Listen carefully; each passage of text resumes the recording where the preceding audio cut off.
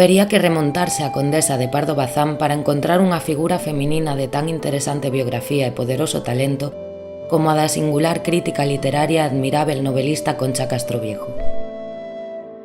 Iso escribiu o xornalista Borobó en 1991 e engadiu hoxe na penumbra. Como a tantas mulleres da nosa historia, a escritora compostelá tamén a cubriu o manto do silencio e do esquecemento, mais como elas, Concha Castroviejo deixou unha esteira, un rosel, que foi búsola orientadora para as que viñeron despois.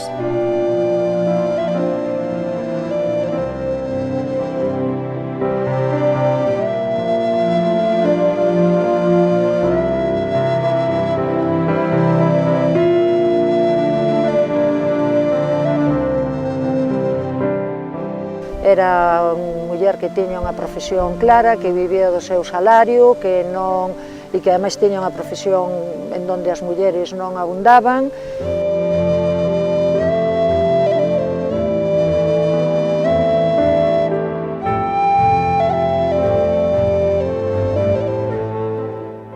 Yo fui fundadora del Colegio del Sagrado Corazón.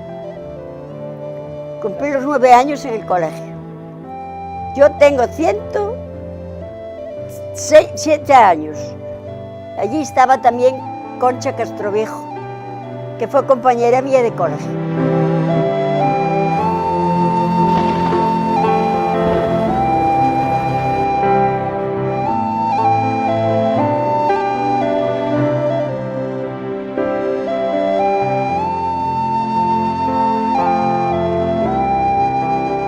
En una cosa acerté, en que nunca oiría campanas como las de Santiago, capaces de rasgar con su voz el aire, el agua y la niebla,